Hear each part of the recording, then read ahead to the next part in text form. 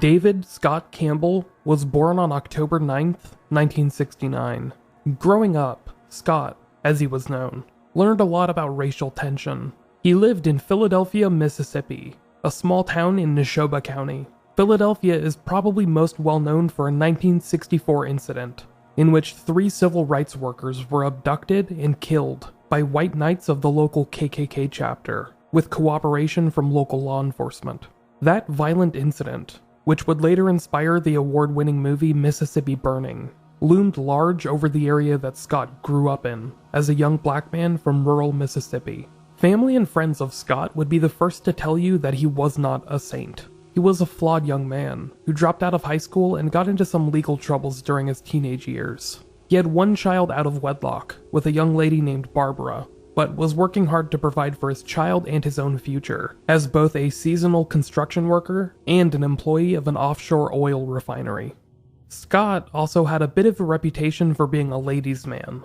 This characteristic played a large part in Scott's story, and it seems, his unfortunate conclusion. On October 9th, 1990, Scott was celebrating his 21st birthday in the town of Philadelphia, Mississippi. This was the same town where, less than 30 years beforehand, 3 civil rights workers had been abducted and violently murdered by racists, who were, in turn, aided and abetted by local police officers. With Scott was his then-girlfriend, a young white woman named Nikki. Nikki was the daughter of a police officer from a nearby town, Union, Mississippi. Her father, Officer Dwight Griffin, was an officer that Scott had previously told members of his own family that he was afraid of. Despite his family's insistence that he give up the relationship, Scott was still actively dating Nikki, and he did not seem to be hiding that fact. At some point in the evening, Scott ran afoul of a couple of police officers, who stated that they became interested in Scott when they discovered he had a 2-year-old warrant out for his arrest, stemming from an incident in which he had allegedly fired a gun at another man. Scott was arrested for assault and public drunkenness, charges that his girlfriend, Nikki Griffin, claimed were spurious. She would later claim that the two were harassed simply because they were an interracial couple. Later that evening, Scott was taken to the Neshoba County Jail, and during that night, his first and only night in the facility, power was shut off for approximately 1 hour. The cause for this power outage was unknown. When the lights came back on, a police officer named Dickie Sistrunk was conducting a sweep of the jail, and he found the body of David Scott Campbell hanging against the bars of his jail cell in what appeared to be a suicide. Officer Sistrunk entered the cell with 2 other sheriff's officials, and he began untying the pants leg holding Scott against the bars of his jail cell. They lowered Scott's body to the ground, and Officer Sistrunk recalled seeing a 2-centimeter wide belt lying across the shoulders of Scott Campbell. I wish I could tell you more about the status of Scott's alleged suicide, but not many details were preserved. The body of David Scott Campbell was embalmed before an autopsy could be performed. An embalmment, which Scott's family claims was done without their knowledge or consent. In the immediate aftermath of Scott's death, as his family prepared to bury him in Neshoba County's McDonald Cemetery, they called foul on the county sheriff's office, and the rest of the officials that had rushed his body through legal processes without their thoughts or input. The family of David Scott Campbell claimed that Scott never wore a belt, so the presence of a mysterious belt at the scene of his suicide was suspect. And, most unfortunately, the sheriff's office could not provide the belt as evidence. They had quickly ruled Scott's death a suicide, and this belt, along with the rest of Scott's clothing, had gone missing. In addition to the specific details not matching up for Scott's family, his loved ones struggled to come to terms with the idea that Scott would have killed himself. This never sat right with them, especially with Scott's parents. M.C. Campbell Jr., Scott's father, made his thoughts crystal clear in the immediate aftermath of his son's death. Quote, "I know he didn't kill himself. I'll go to my grave believing that. He was dating a white woman. That's why he is in his grave today." You see, the death of David Scott Campbell deserves a lot of criticism. Whenever a prisoner dies in the custody of law enforcement agents, suspicion should be warranted. After all, when a government official takes custody of another life, that life becomes their responsibility. But To lose a life in such a seemingly careless way was not unusual for Mississippi at this point in time, in October of 1990. Over a 5-year period, stretching from the late 1980s into the early 1990s, the state of Mississippi would see dozens of these jailhouse suicides. And in this area of the state, where the dark cloud of racism continued to loom large, that immediately brought to mind the racial tension of just years prior, when black men, women, and children had to live in fear, not only of ghost-like figures that lurked in the shadows, but the very law enforcement agents that were responsible for their well-being. Ben Chaney, who was the brother of one of the victims killed in the 1964 Philadelphia incident, memorialized in the film Mississippi Burning, had become an activist in the decades since. He spoke out about the suspicious death of David Scott Campbell, stating, quote, "I'm convinced without a doubt that he was murdered." Reverend Joseph E. Lowry, the president of the Southern Christian Leadership Conference, who took an active role in demanding answers for the family of this young man, also spoke out, telling local media establishments, quote, "Too many bodies have been buried under the ominous shadow of the long history of racial oppression, including lynching, murder, and other acts of violence against African Americans." The officials that investigated the death of David Scott Campbell found nothing out of the ordinary. They had no issue ruling his death a suicide and allowing him to be buried at a local cemetery. But his family continued to ask questions, trying to understand if he had truly reached the lowest of lows in a single evening, a night where he was turning 21 and was supposed to mark his true ascent into adulthood. And if he had reached the lowest of lows and decided to take his own life, why were so many other young men killing themselves in vast quantities in Mississippi jails and prisons during this time span? Was this a simple merging of poor jail conditions with untreated mental health issues? Or was it a sign of something much more nefarious taking root in the Mississippi justice system? Those questions, which the family of David Scott Campbell have been waiting on, linger to this day. This is the story of the Mississippi hangings.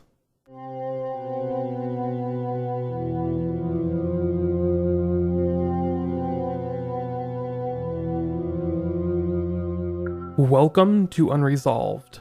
I'm your host, Michael Whelan. With this episode, I am hoping to touch on a couple of issues that I find troubling.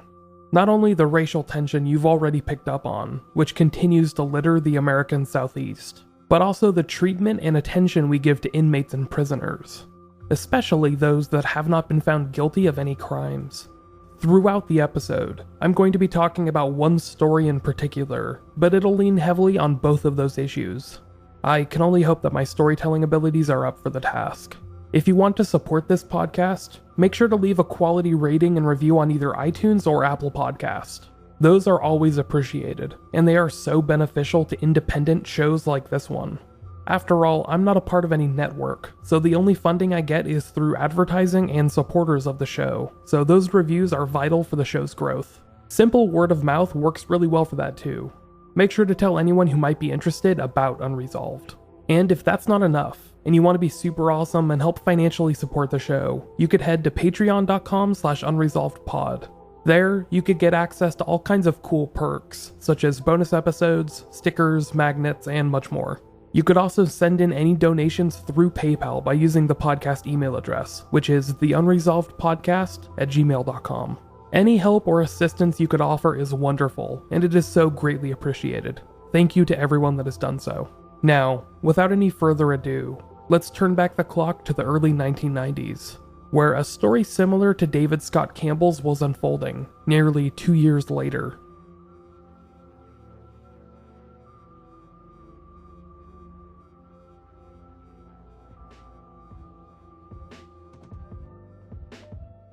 Andre Jones was an 18-year-old black man who had grown up in the city of Jackson, Mississippi. Jackson, which is the largest city in Mississippi, is also the capital, named after one of our nation's most divisive presidents, Andrew Jackson. The area is no stranger to the racial tension that has plagued it since its founding, when the Choctaw Native Americans were pressured to leave the area to make way for America's westward expansion. Roughly 500,000 people live in this area, within Jackson itself and in its broader metropolitan area. Jackson is primarily black, with more than 75% of the population identifying as black or African American. In fact, as far as American cities go, it's one of the most populated with a predominant black population, coming in just behind Detroit, Michigan. Andre Jones was a relatively normal kid. He lived with his mother and stepfather in Jackson, had friends, played sports, etc. His father, Alonzo, lived in Port Gibson, roughly an hour southwest of Jackson. Andre's mother, Esther Jones Quinn, was the president of Jackson, Mississippi's branch of the NAACP. His stepfather, Charles X. Quinn, was a Nation of Islam minister in the area. That year, 1992, marked Andre's graduation from high school. He began making plans to attend college that fall, and was accepted into Alcorn State University. He was planning to study engineering, and he spent that summer working as a full-time paid apprentice for a local engineering company.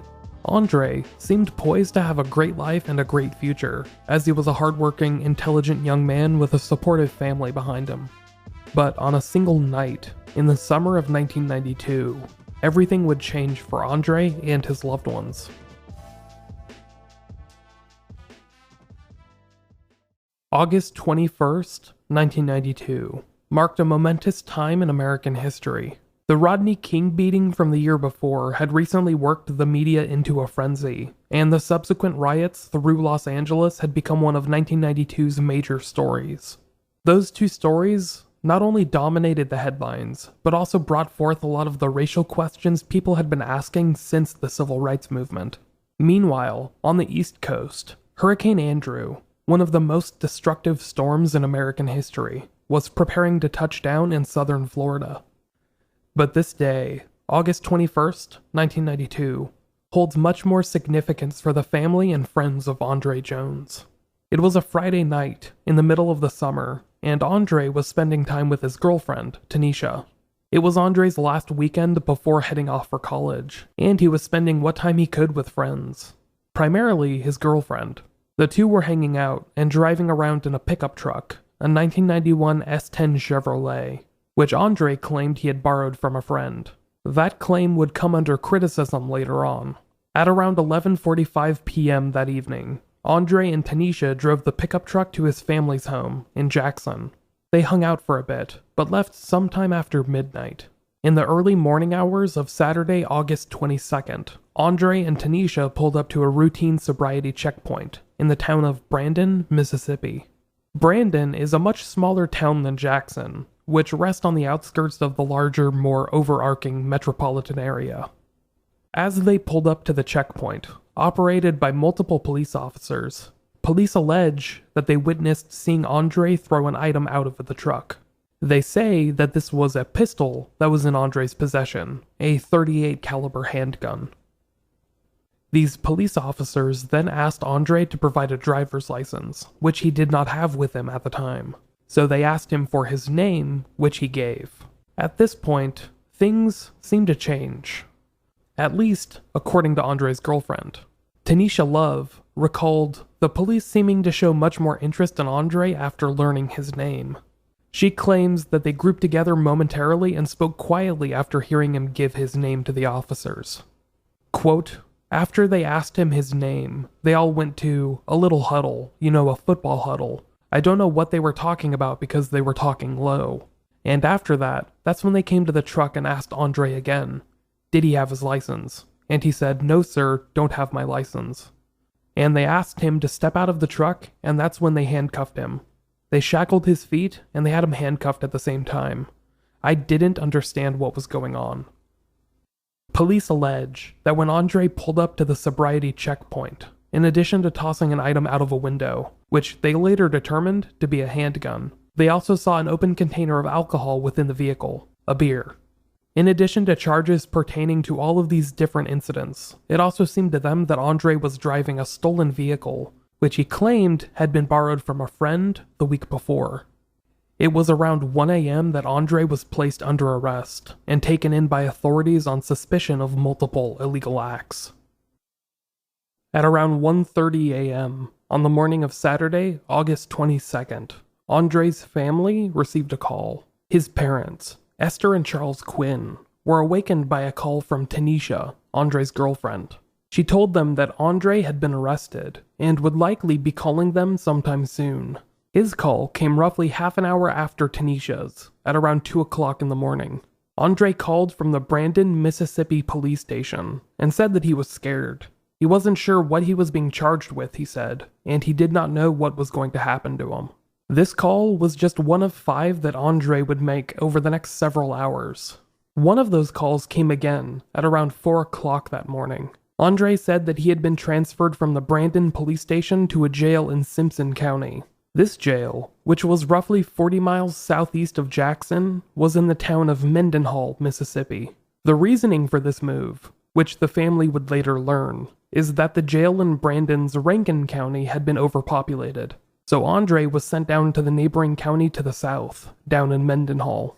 During this 4 a.m. phone call, Andre stressed again to his parents that he still wasn't sure what he was being charged with, and he would not be able to learn until Monday morning, when he could stand in front of a judge for an arraignment. Throughout Saturday, the family and loved ones of Andre had to worry about what would happen to the young man, who had been planning to leave for Alcorn State University that Sunday. It was the following day, Sunday, August 23rd, that Andre's parents, Esther and Charles Quinn, received a knock at their door. When they opened the door, they were face to face with a local police officer who said very little. He handed Andre's parents a small sheet of paper. Esther recounted this later on. Quote, "It only had a phone number for the Simpson County Jail. There was not a note. There was not a message. It was only a number." As any parent would do, Esther immediately called the phone number, hoping to hear some good news about her 18-year-old son getting released. However, the news that came back was anything but good. Quote, "I was informed that Andre had committed suicide. I was casually informed, as if they could have been talking to someone that didn't even know who he was."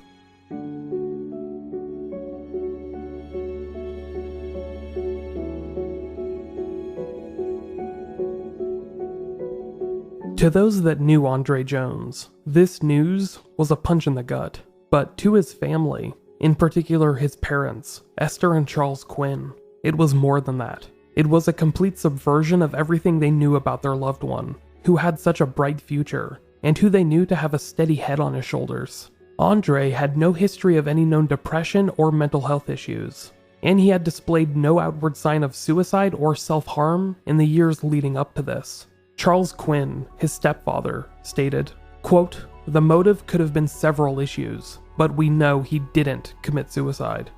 From the get-go, Andre's parents very much doubted the explanation given to them by police. From the moment they heard that Andre had committed suicide, they doubted that narrative entirely. Authorities, though, offered up a much less conspiratorial perspective. They stated that Andre, who had never been in legal trouble before, had simply gotten spooked by the threat of going to prison. John Abernathy, the chief deputy for the Simpson County Sheriff's Department, stated, quote, "It was his first time in jail, and he was upset because the guys in the cell with him told him that he was going to Parchman."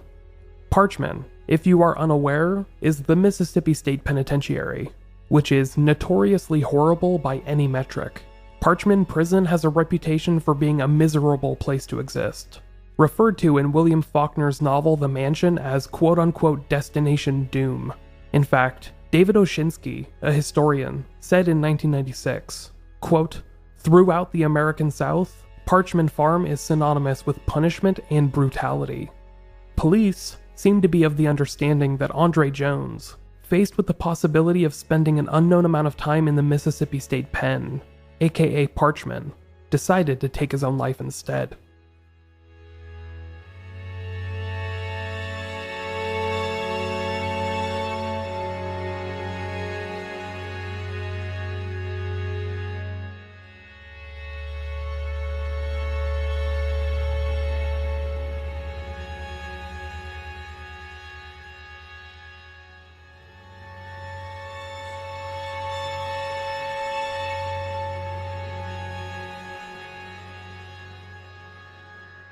Dr. Stephen Hayne, a pathologist who conducted an overwhelming majority of the state's autopsies, performed the autopsy of Andre Jones. Dr. Hayne found the marks on Andre's neck to be consistent with hanging, and found no evidence of bruising on Andre's neck or other parts of his body, indicating that no struggle had taken place. At least, there were no apparent signs of a struggle. Dr. Hain ruled Andre's death a suicide, and that seemed to be that.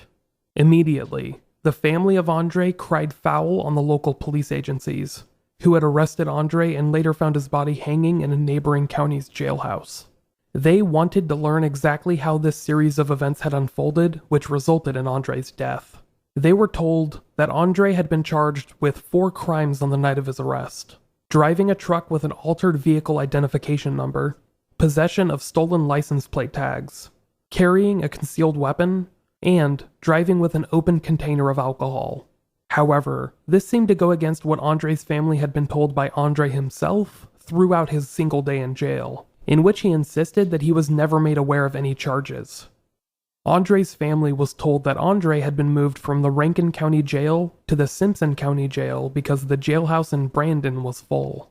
There was no room for him, so he was then moved to Simpson County, which had a reputation for being a bit of a dangerous, lawless place. The Simpson County Jail was under the thumb of Sheriff Lloyd Jones, a law enforcement agent who had a reputation of his own. He was a feared white officer who had been nicknamed Goon Jones over the years, due to his participation in several violent incidents from the Civil Rights era. In particular, he had been involved in the 1962 riots at the University of Mississippi, and the Jackson State University shootings in 1970. Andre's parents, Esther and Charles, who worked as an NAACP chapter president and a Nation of Islam minister, respectively, were worried that their son had been targeted because of their careers and involvement in racial matters. Sheriff Lloyd Jones discredited those worries, stating, quote, "I've been a sheriff a little over 17 years, and this is the first death I've had in this jail. I don't care who's in the jail. We don't ask, are your parents NAACP members or do they work for the church? That's none of our business." Nonetheless, the movement of Andre that evening had worried his parents, and the circumstances of his suicide were just as perplexing. While in the Simpson County Jail, Andre had been held in an L-shaped holding cell, which was shared by a dozen prisoners. It was on the evening of August 22nd, 1993, that Saturday, that another inmate noticed Andre was missing from the holding cell. The only other place he could be was in the cell's shower area, which was dark and unsupervised. This is where Andre was discovered, in the corner of that shower facing a wall. He had apparently used a black shoelace to hang himself, taken from his gray and red Air Jordan sneakers.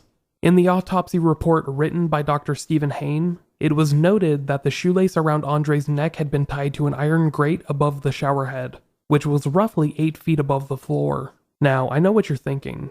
8 feet is pretty damn tall, even for someone of an impressive size. It was theorized that Andre would have needed the assistance of a stepping stool or something like it in order to reach this iron grate, but Dr. Hain said it was possible for Andre to reach it without assistance. After this, the strength of the shoelace itself was questioned.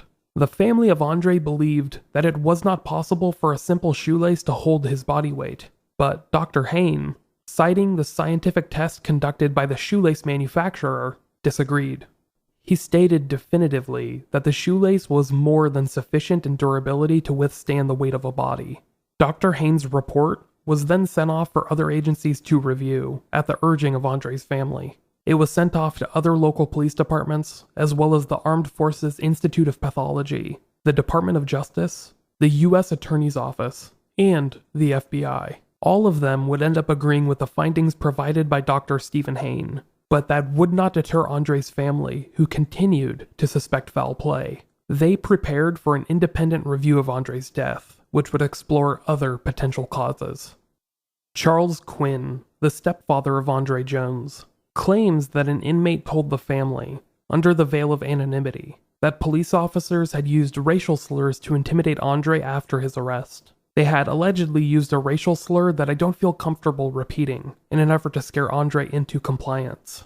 This claim was rejected flat out by the officers that had arrested Andre and taken him into custody. They, along with Police Commissioner Jim Ingram, claimed that Andre was very cooperative throughout his arrest, and was as non-confrontational as can be. Quote, "There was no confrontation whatsoever with young Andre Jones. In fact, the officers were amazed how cooperative he was. Commissioner Ingram stated that, while he was in custody, Andre admitted to officers that he was a member of a local gang. He was also allegedly photographed showing various gang signs for these officers, but those photos have not been released in the decade since. His family disputes any allegations that Andre was involved with a gang. This claim, that Andre might have been intimidated by racial slurs, also was not substantiated by the other inmates that shared a cell with Andre, but it provided the motivation for Andre's family to seek assistance from someone other than the police, who they were growing more and more wary of.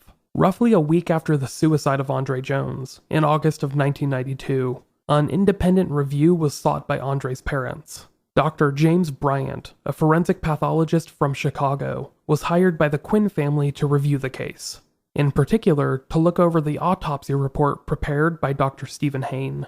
Dr. Bryant found that Andre had likely been strangled, stating that ligature marks found on his neck were inconsistent with the reports of the hanging. He also noted that Andre's knees, which were found to be buckled at the time of his death, were inconsistent with the body's natural reaction to hanging. Quote, "The body has automatic reflexes so that you cannot tie a noose around your neck, bend your knees, and stay there until you're dead. This is a fairy tale." Dr. James Bryant also claims that in the photographs of Andre's body, he saw what looked like signs of bruising on parts of his body, in particular around the eyes and the shoulders. Quote, "He had some bruising under one of his eyes, and also he had some bruising on the shoulder of the same side. The bruising could have been right at the time that he died, or it could have been sometime during the day. But apparently, he suffered some kind of blunt trauma during the time he was in the jail." Due to what he could determine, Dr. Bryant alleged that Andre Jones had possibly been killed, and his body was then staged to look like a suicide. However, he did note that this was based on his own gut instinct, since he did not get to directly examine the body, and as such, did not have any direct evidence. He also noted that there seemed to be no sign of an apparent struggle, such as there being any skin noted under Andre's fingernails or anything like that. Dr. Bryant's biggest argument, though, in favor of his theory that Andre did not kill himself, was the physical unlikelihood of Andre being able to hang himself on the grate above the shower head, which was more than 8 feet in the air. He said that it was too high up for Andre to commit suicide, and therefore, he could not believe that he had done so. Quote, "It is physically impossible for a person to pick himself up by a shoestring and hang himself from the rafters of a shower stall without the aid of a chair or step stool. Accordingly, I interpret this death as a homicide, wherein the shoestring hanging was used to fake the appearance of suicide." The conclusion made by Dr. James Bryant was immediately rebuffed by Dr. Stephen Hain, who was acting as the state's pathologist, and who had conducted the original autopsy. But, nonetheless, the findings of Dr. Bryant gave Andre's family ammunition for the many months and years to come.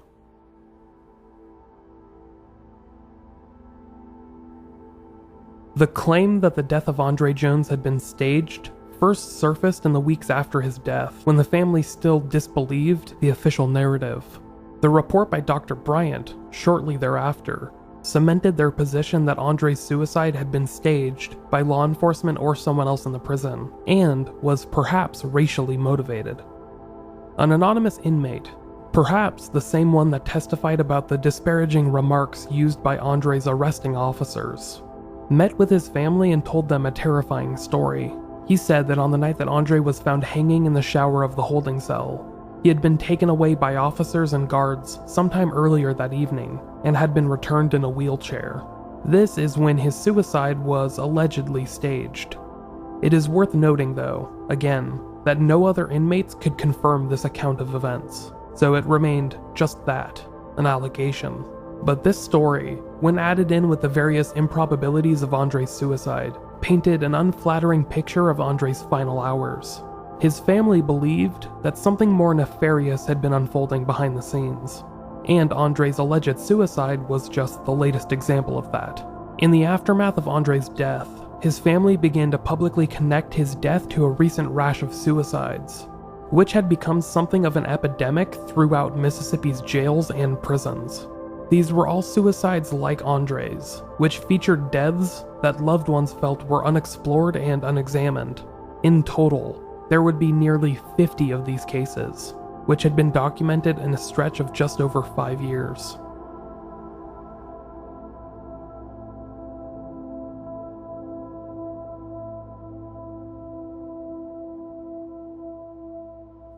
Now, a quick word from our sponsors. Over the next several weeks, the tensions surrounding the death of Andre Jones continued to escalate.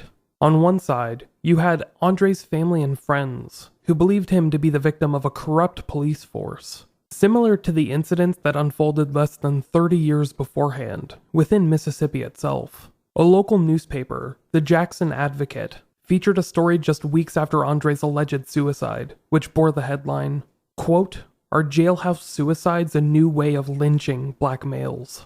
Many in the area believed that Andre's death marked a continuation of the behavior expected of Mississippi's rural areas, which had included the infamous incident from Neshoba County in 1964. That was when 3 civil rights workers had been abducted and killed by the Ku Klux Klan, with police involvement. Ben Chaney, the younger brother of one of those victims, had since become a civil rights advocate. He spoke out on behalf of the Jones family, who were causing a stir in the community with their allegations. Chaney stated, quote, "This is a continuation, it's a revival, of the fear that existed in Mississippi prior to 1964.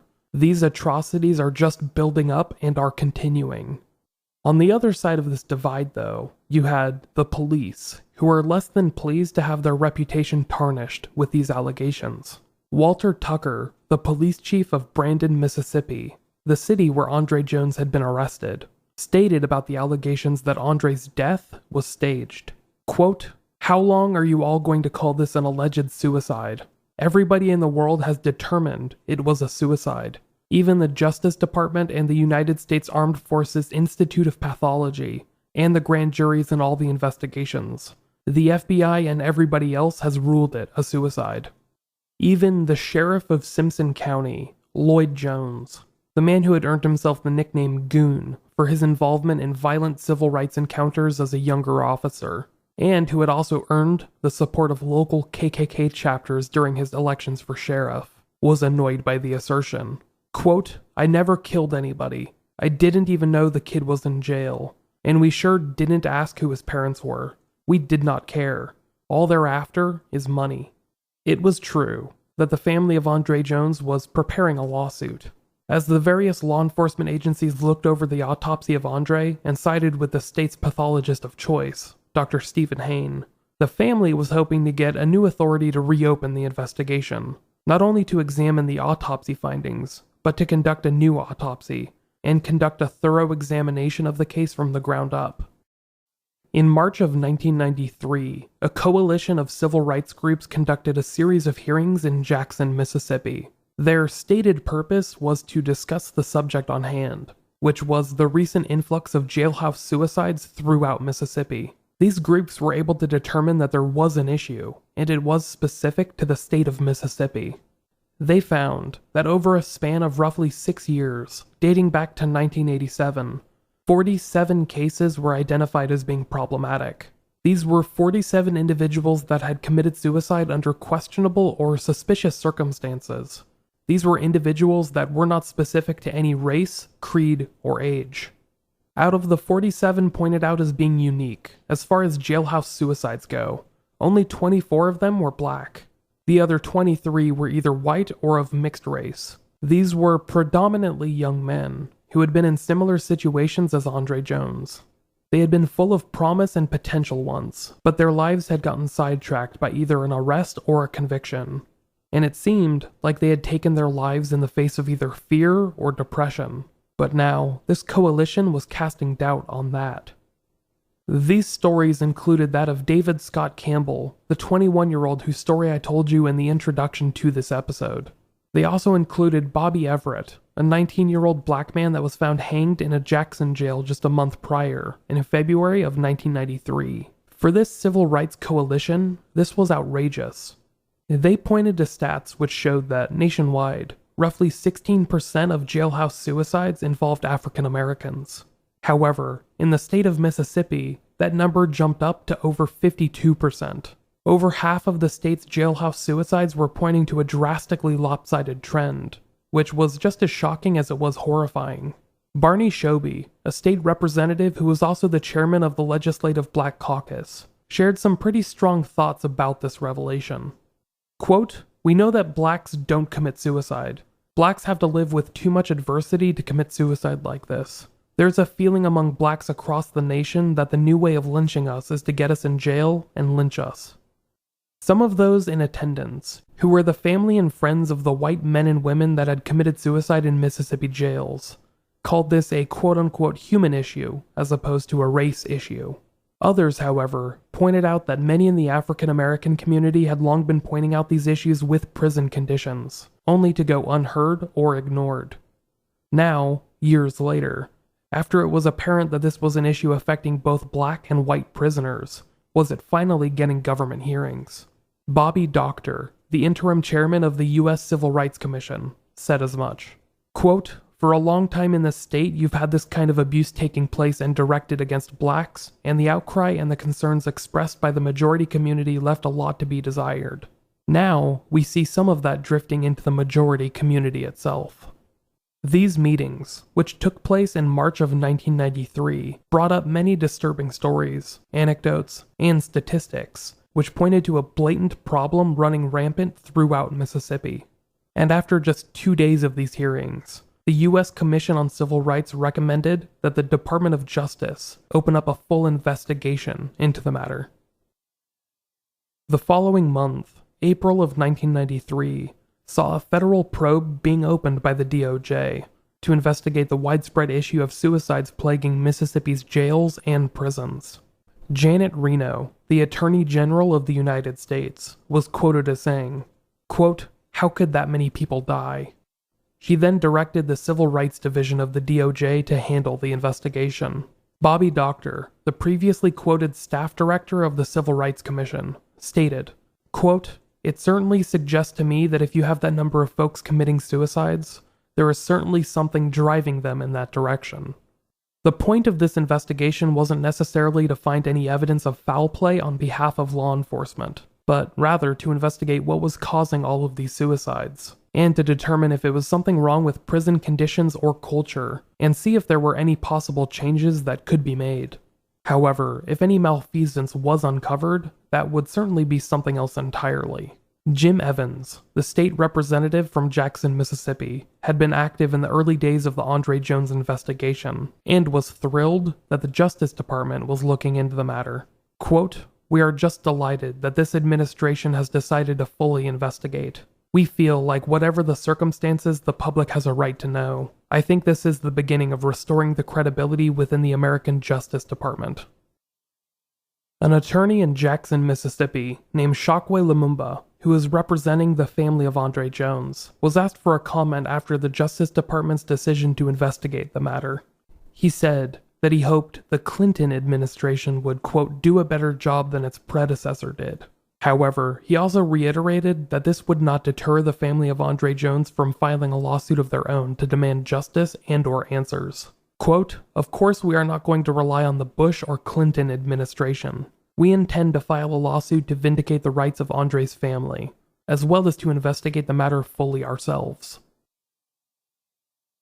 In June of 1993, the case earned a bump in the public consciousness when incendiary Nation of Islam leader Louis Farrakhan attended a local fundraiser. Farrakhan, who had performed the eulogy for Andre Jones's funeral the year before, made a public statement at a fundraiser, which was being held at Jackson State University, in the school's Lee E. Williams Athletics and Assembly Center. To roughly 5,000 people, Farrakhan spoke on behalf of himself and the family of Andre Jones. Quote, "I'm asking God to bring down his wrath on Mississippi. I want to acquaint you with a God who comes to kill. You will learn to leave black people alone all over America. Why not start in Mississippi? The biggest mistake you made in Mississippi is when you killed the son of a Muslim. To Brother Quinn and Sister Quinn, you are no longer alone. We will give thousands to help brothers prepare the best defense possible. Our children and our children's children deserve a better future. We can give them a better future if we take courage today."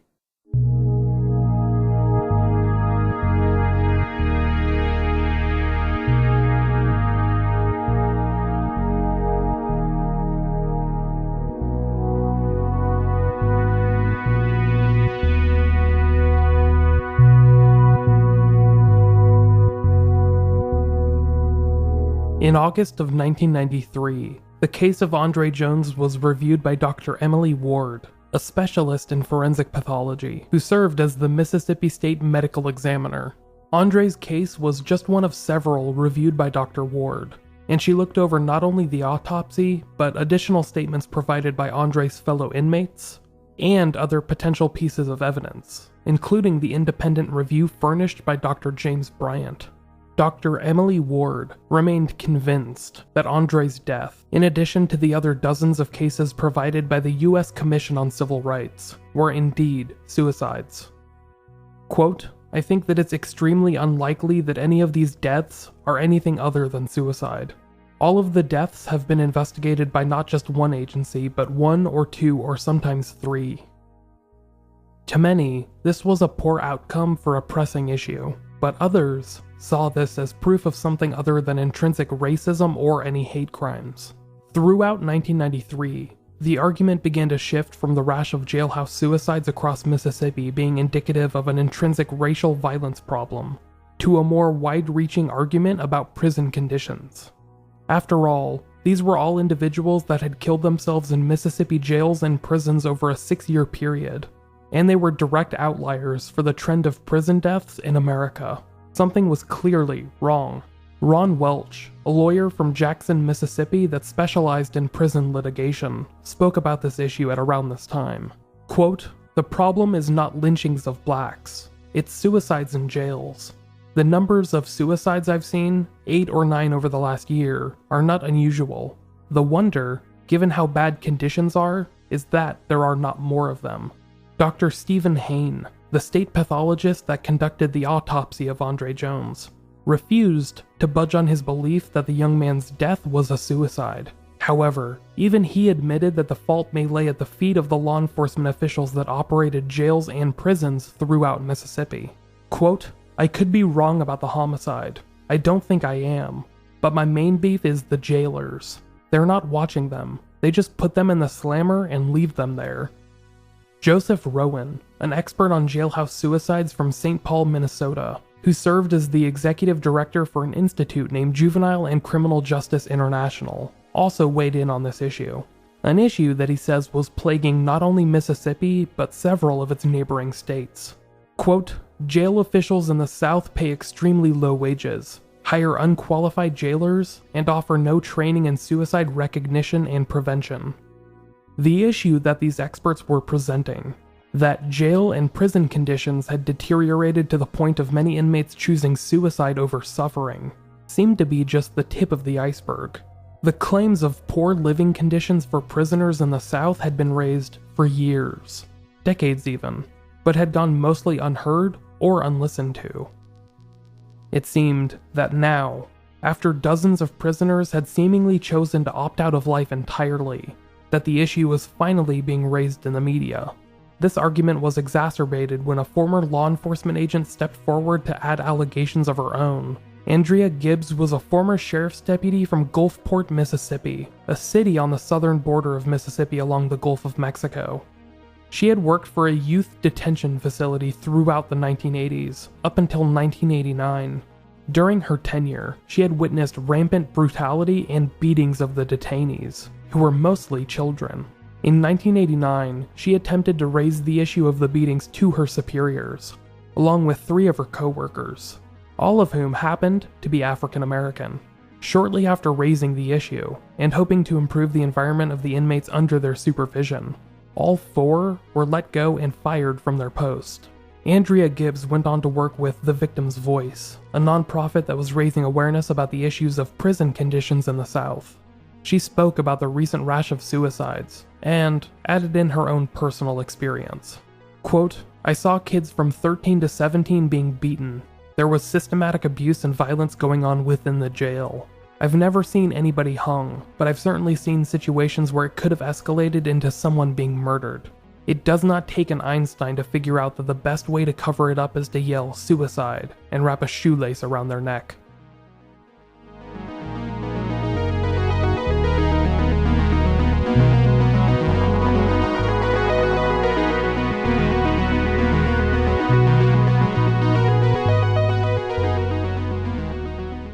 While waiting for the Justice Department's investigation to get going, the family of Andre Jones had used the threat of a lawsuit to encourage action. Now, a year removed from the death of their son, they finally filed a lawsuit in both state and federal district courts. This pair of lawsuits, which filed for $25 million in damages, targeted both the Brandon Police Department, which had arrested Andre at the sobriety checkpoint and initially detained him, as well as the Simpson County Sheriff's Office, which operated the jail in which Andre died a day later. In these two lawsuits, several law enforcement agents and agencies were named as defendants, including Simpson County Sheriff Lloyd Jones, Simpson County Chief Deputy John Abernathy, Brandon Police Chief Walter Tucker, Brandon Police Sergeant John Henley, Simpson County and its related agencies, and the city of Brandon, Mississippi itself. Both lawsuits proposed three theories on Andre's death: that he had died at the hands of police officers, that he had died at the hands of someone else as a result of police negligence, or that he had killed himself because of emotional duress directly tied to jail conditions and treatment received by police. Specifically, the lawsuit read, quote, Andre Jones either was killed or was placed by defendants in conditions and circumstances which psychologically caused him to kill himself. The lawsuits also made allegations that Andre had been stopped and detained without cause, claiming that the story furnished by law enforcement at a later date was fabricated, and it purported that Brandon police officers had used racial slurs and threats of physical violence against Andre to ensure his compliance. Later that month, both Andre's mother, Esther Jones Quinn, and his stepfather, Charles X. Quinn, spoke publicly about the lawsuit and their struggle in trying to spread Andre's story. In 1994, the case of Andre Jones was featured on the program Unsolved Mysteries, and included mention of the dozens of suspicious Mississippi hangings. This helped bring the story to a national audience, in addition to a couple of articles published in the New York Times and the Washington Post. The lawsuit from the Quinn family continued to hang over the story over the next few years, as nothing really changed in relation to the investigation itself. In December of 1995, a Mississippi circuit judge removed several defendants from the Quinn family lawsuit, including several of the state officials and Simpson County deputies named as defendants in the original lawsuits. However, this judge also dismissed the defense's motion to dismiss the case entirely, and allowed the case to continue against the four remaining defendants, including the estate of Sheriff Lloyd Jones, nicknamed Goon, who had just recently been killed in a police shooting earlier that year. Eventually, the lawsuits filed by the parents of Andre Jones reached a conclusion, which is hard to decipher. One report claims that they received an unknown settlement from the defense, but other sources claim that both of their lawsuits, which had been filed in state and federal courts, were dismissed. Regardless, the parents of Andre Jones continued to fight for more answers in the death of their son, hoping to figure out what had led him into that holding cell on the evening of August 22, 1992. His mother, Esther Jones Quinn, who now goes by Esther Muhammad, published a book in 2016. The book, titled Mississippi Jail Hangings: Behind the Magnolias, addresses the story of Andre and the plight of his family in their desperate search for answers, and also includes 19th century writings from Ida B. Wells. Esther, who had dedicated her life to fighting against racial inequality, wanted Andre's story to be preserved, since there aren't many people left talking about his story or the other lives that were lost in Mississippi institutions between 1987 and 1993. Racial tension continues to haunt the story of the Mississippi jail suicides, standing at the forefront of an issue full of complicated nooks and crannies, which are hard to explore without prejudice. Mississippi, as a state, has often been condemned for widespread racism, which continues to torment a large number of its own citizens. Mississippi was the last state to ratify the 13th Amendment, which brought slavery to a close throughout the United States. The 13th Amendment, which excluded prisoners from its provisions, was ratified by the Mississippi State Legislature in 1995, 3 years after the death of Andre Jones. But even when the amendment was ratified by the state of Mississippi in 1995, it was never sent to the U.S. Archivist, meaning, of course, that slavery was technically still legal in Mississippi throughout the 20th and even the 21st century. Now, I'm not saying that slavery was practiced throughout Mississippi, but it's a bit of a glaring oversight. The 13th Amendment was finally totally ratified by the state of Mississippi in 2013. In addition to overlooked laws such as this, the face of Mississippi continues to bear a haunted past. The state flag continues to bear the color and markings of the U.S. Confederacy, the separatists that decided to fight for a state's rights to own slaves just a handful of generations ago. Neil McMillan, an author and history professor at the University of Southern Mississippi, spoke about his home state and its many issues with race, and how he felt the area was helping regress the nation's discussions on the topic. Quote, "We have historically been the state most haunted by race, and I think we are still the state most haunted by race. It's this business of having two separate visions, this constant division between black and white, that's just so depressing to me. The gap has closed between Mississippi and the rest of the nation, not because we've moved so far ahead, although I think we've moved considerably, but because so much of the nation seems bent on heading our way." Charles X. Quinn, the stepfather of Andre Jones, said something very profound in the aftermath of his stepson's loss. He noted that the 13th Amendment held only one exclusion in its writing, which outlawed slavery. That exclusion, of course, came to prisoners. And if we know anything about America's incarceration rates, we know that law enforcement enforced laws that disproportionately target minorities. Quote, "Today we people of color are rendered a verdict as soon as we walk into a courtroom. We only have to look at the prisons to see modern-day slavery."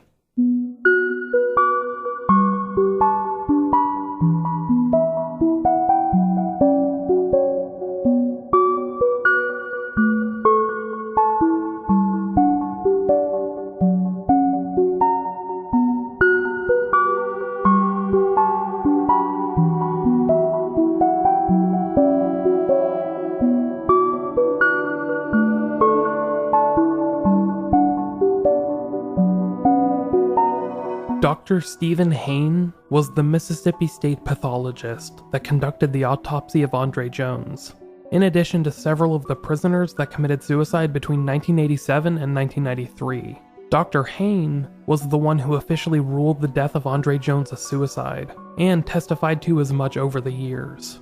Starting in the late 2000s, Dr. Stephen Hayne's credibility was brought into question when it came to light that he had conducted thousands of autopsies every year, in addition to having his own pathology practice.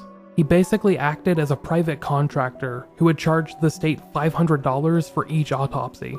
This allowed the state of Mississippi to save money throughout every year, as they did not need to hire a full-time medical examiner, and could simply outsource the work traditionally required of an ME to Dr. Hayne and his practice. And when I say that he performed thousands of autopsies a year, I'm kind of stretching it, but it's true. Dr. Hayne testified that he conducted approximately 1,700 autopsies a year, which rounds out to more than 4 each and every day. That is nearly 7 times the maximum caseload recommended by the National Association of Medical Examiners, and for good reason.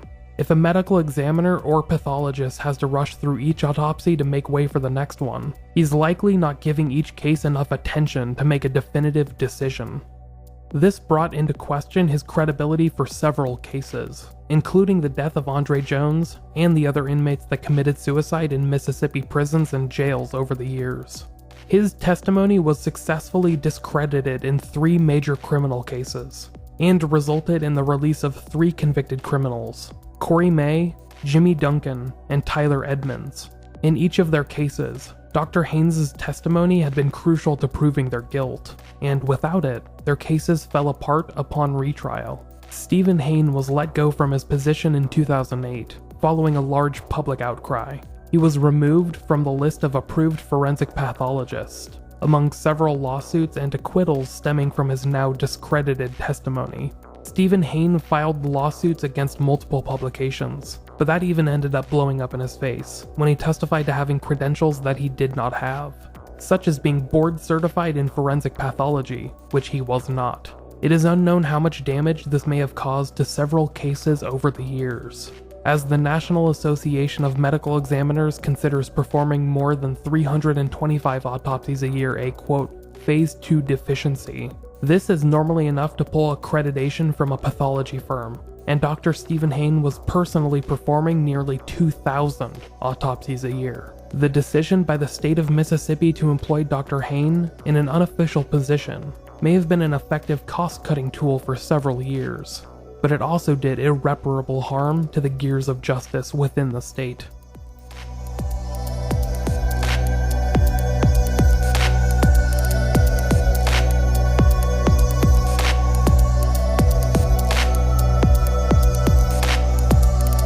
The investigation conducted by the Department of Justice into the rash of jailhouse suicides throughout Mississippi came to a disappointing end a short time after it started. The investigation, which had been started in the first half of 1993, following the death of Andre Jones, determined that there was no evidence of any wrongdoing on behalf of law enforcement.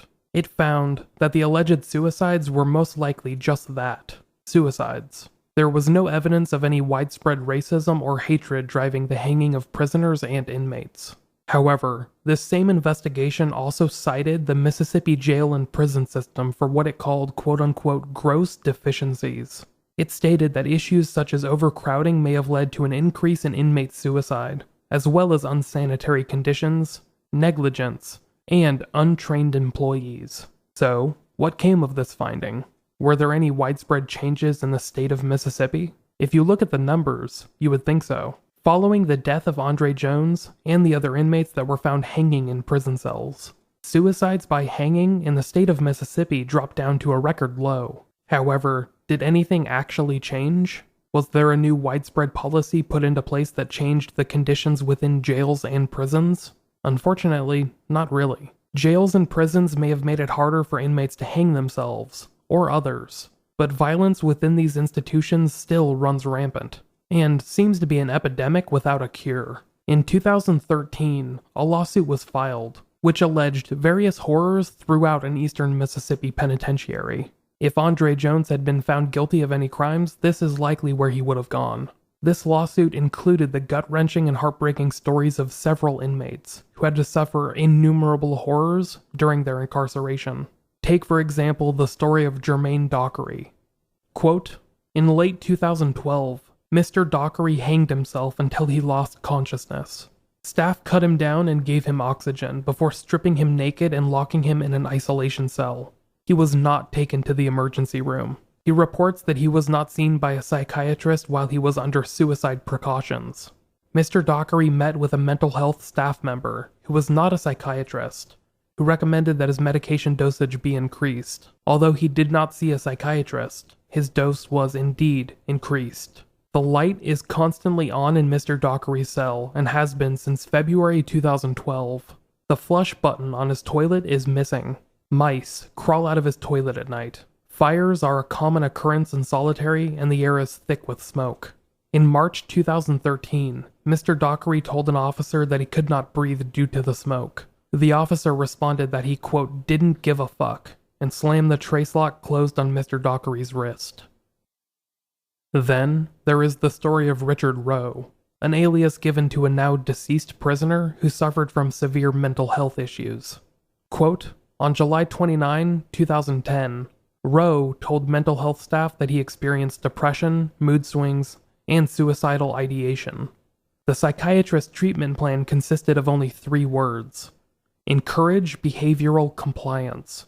Later that day, according to other prisoners in his zone, an officer asked Mr. Rowe to provide a urine specimen, which, because of a bladder condition, Mr. Rowe could not provide.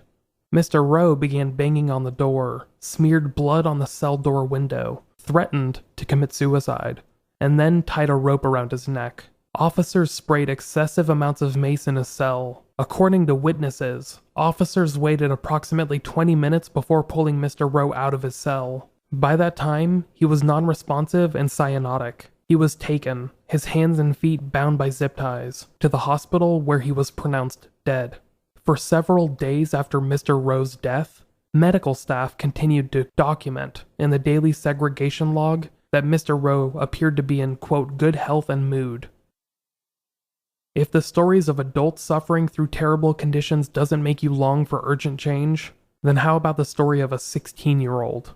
Quote, he is of small stature and appears young for his age. He has a long history of being physically and sexually abused in addition to suffering from a traumatic brain injury, limited intellectual functioning, self-harm, and psychosis. On January 10, 2012, when Doe Jr. had been in Eastern Mississippi Correctional Facility for more than 4 months, much of that time in isolation, he was housed in a cell behind a door with a broken lock mechanism. 5 or 6 older prisoners entered his cell and beat him. He was then moved to a solitary confinement unit, where 2 days later he threatened to hang himself because he could not endure solitary confinement and was not permitted to contact his parents. Doe Jr. asked to see a psych doctor, but did not see one until the following day, when a psychologist dismissed his suicidal gesture as quote-unquote manipulating to be moved. This lawsuit, which was filed in 2013, finally reached a bench jury just a few months ago, in March of 2018. That same month saw a similar lawsuit brought forth by another Mississippi inmate, who alleged major negligence on behalf of his captors, which resulted in him being sexually assaulted numerous times, and eventually attempting suicide. A Clarion Ledger article which detailed this second lawsuit included a passage that I find really insightful, and speaks volumes about Mississippi's endemic prison problem. Quote, Dr. Bruce Carlson Gage, who oversees mental health in the Washington State prison system, testified Thursday that mental health care at East Mississippi is, quote, dramatically substandard. There's a risk of harm, and there's actual harm as well. Failures in that care were pervasive, reflected by the high number of inmates injuring themselves, far more than I have seen at any other facility, he said. I provide all of these stories and anecdotes not in an effort to promote any kind of conspiracy theory. I do so because they provide an insight into a serious problem plaguing the jails and prisons of Mississippi, in addition to other states. These are stories from not just decades or centuries ago. These are stories from now, just weeks and months ago. Even if you don't care about prisoners and other inmates that have been convicted of no crimes, I honestly just implore you to. Regardless of the wrong that any inmate may have done, the conditions from these prisons are worse than we have seen in third world nations. We should not wish this upon anyone, even those that have been convicted of serious and/or violent crimes. After all, a large majority of these violent prisoners usually end up getting released. And if you were hoping to assimilate these people back into society, you should hope that they come back as better men and women, not shells of themselves, who have known nothing but violence and hatred inside of their cells. It has been over 25 years since the body of Andre Jones was found inside of a holding cell in rural Simpson County, Mississippi, but many of the questions asked by his loved ones, questions which are echoed by dozens of other families of inmates, continue to linger over his case. His death has been upheld as a suicide, but when we counter in the unexplored factors, the rise of Mississippi jailhouse hangings during that time period, the undetermined amount of racism, the tarnished testimony of the state's pathologist who performed the autopsy, etc., it all paints a very muddled picture that is hard to decipher. If something else was unfolding behind the scenes, it has yet to be determined. But if Andre Jones, David Scott Campbell, and the other 40+ inmates did kill themselves, their deaths have gone without any conclusion, as it has never been determined why. Were they living in fear of the unknown, or were they all struggling with the same mental issues in their last moments? It's impossible to tell. This is why I consider the story of the Mississippi hangings unresolved.